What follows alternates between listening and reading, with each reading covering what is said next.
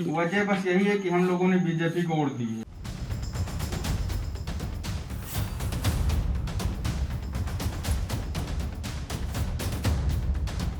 क्या एक मुस्लिम बीजेपी को वोट नहीं दे सकता? अगर देता है तो क्या उसका मस्जिद में नमाज पढ़ना बंद हो जाएगा? उसके घर जाने वालों पर जुर्माना लगाया जाएगा? दरअसल उत्तर प्रदेश के बाराबंकी जिले में एक मुस्लिम परिवार ने ऐसा ही आरोप लगाया है।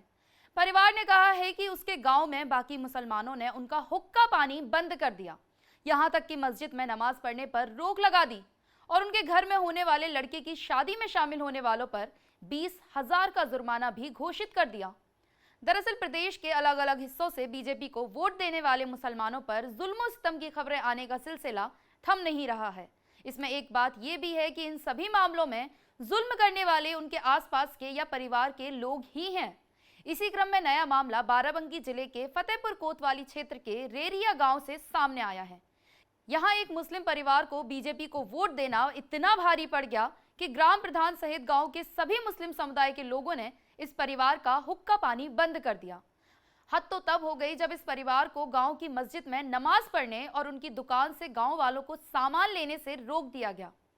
बोल रहे हैं इनके यहाँ, हमारे यहाँ एक छोटी सी दुकान है, उस पर सौदा लेने आने से मना कर दिया है। जो हम लोग के यहाँ आएगा उनको 20,000 रुपये का जुर्माना रखा गया है और जो है हम लोगों को मस्जिद में नमाज पढ़ने जाने के लिए मना किया गया है।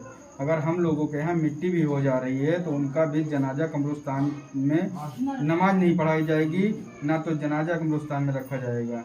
उन्होंने बोला है ऐसा जो करेगा उसको जुर्माना पड़ेगा।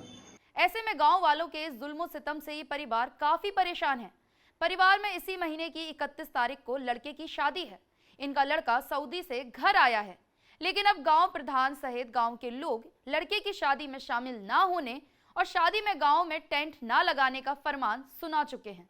और 31 तारीख को हमारे दरवाजे पे खाना है, यानी जो कि आदमियों को बुलाया था और टेंट वाले गांव के ही थे और खाना बनाने वाले गांव के थे और रोटी लगाने वाले गांव के थे, गाड़ी वाला भी गांव का था। उन लोगों ने उनको रोका है कि मत वहां जाना, नहीं तो आप लोगों का हुक्का पानी बंद कर दिया जाएगा।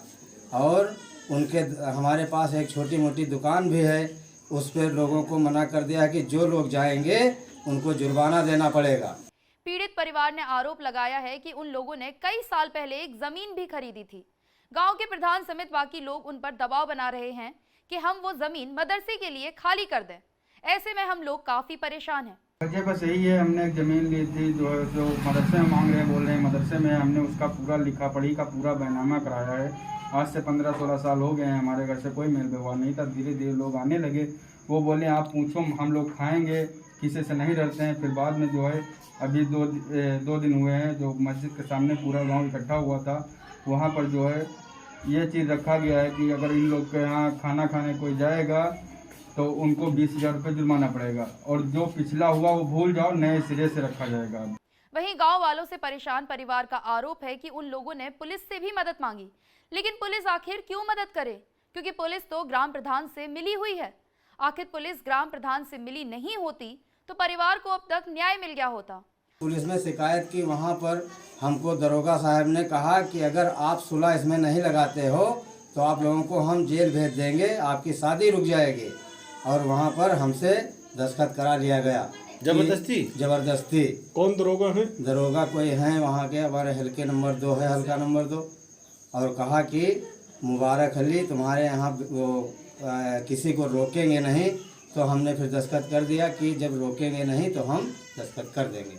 हालांकि बात कुछ भी हो, लेकिन परिवार काफी परेशान है।